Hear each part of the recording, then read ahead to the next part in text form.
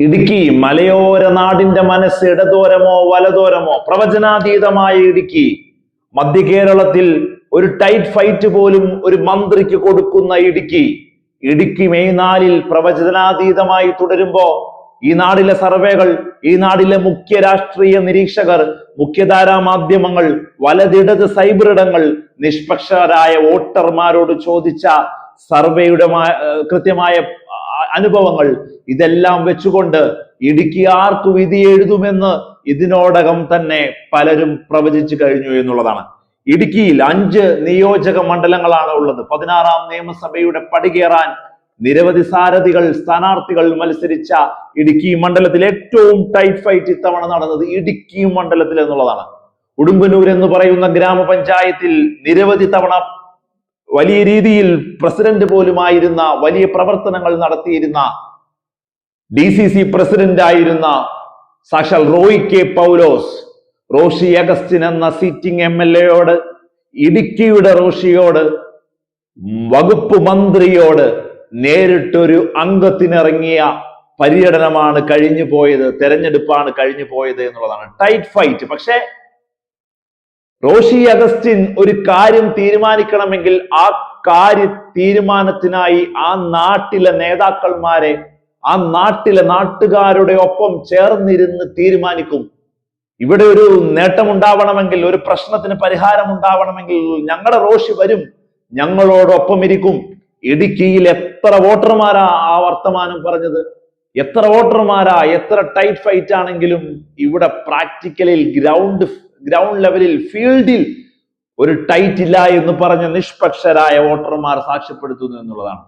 Tight fight ആണ് എന്ന് പലരും പറയുമെങ്കിലും ഇടുക്കിയുടെ റോഷിയെ മറിച്ചിടാൻ മാത്രം പോന്ന ഒരാർജവം ആ ടൈറ്റ് ഫൈറ്റിന് ഉണ്ടായിട്ടില്ല എന്ന് തന്നെ പറയേണ്ടി വരും.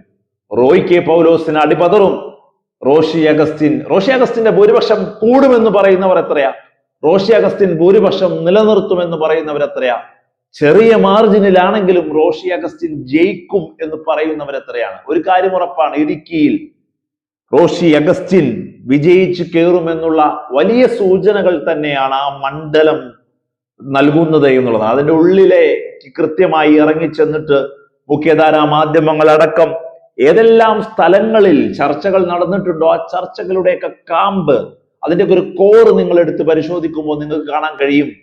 ഈ കാണുന്ന ടൈറ്റ്നസും വലത് സൈബ്രിഡുകൾ ഉണ്ടാക്കുന്ന ജഗപുകയും ഒന്നുമല്ല, ടൈറ്റ്നസ് അല്ല. അവിടെ റോഷി അഗസ്റ്റിൻ എന്ന് പറയുന്ന സിറ്റിംഗ് MLA വീണ്ടും ഒരിക്കൽ കൂടി ഇടുക്കിയുടെ മണ്ണിൽ നിന്ന് 16ാം നിയമസഭയിലേക്ക് എത്തും എന്നുള്ളതാണ്. LDFന് ഇടുക്കി എന്ന ഉരുക്കുകോട്ട തുടരും. ഉടുമ്പൻചോലയും ദേവികുളവും, കോട്ടയത്ത് ഏറ്റുമാനൂരും വൈക്കവും പറയുന്നത് പോലെ, കണ്ണൂര് ധർമ്മടം പറയുന്നത് പോലെ ഉറപ്പിച്ചു പറയാൻ സാധിക്കും, ദേവികുളവും ഉടുമ്പൻചോലയിലും CPIMന്റെ സ്ഥാനാർത്ഥികൾ തുടരുക തന്നെ ചെയ്യും. ഒരനക്കവും ആ മലയോര മണ്ണിന് സംഭവിക്കില്ല എന്നുള്ളതാണ്.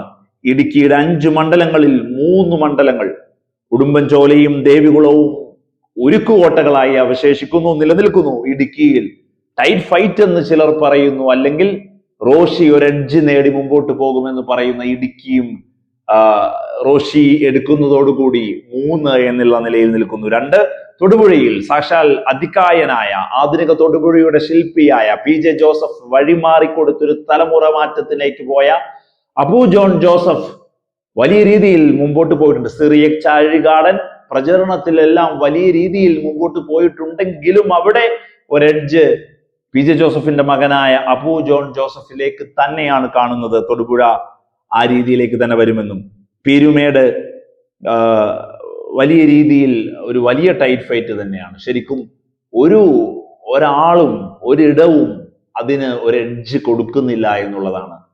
ചില സ്ഥലങ്ങളിൽ നിന്ന് വരുന്ന വാർത്തകളെല്ലാം കൂട്ടിച്ചേർത്ത് വായിക്കുമ്പോൾ പീരുമേട് CPIയിൽ നിന്ന് വലതിടത്തേക്ക് മാറി സഞ്ചരിക്കാൻ പോലും സാധ്യത പറയുന്നു. അതൊരു ടൈറ്റ് ഫൈറ്റായി തന്നെ തുടരുകയാണ്.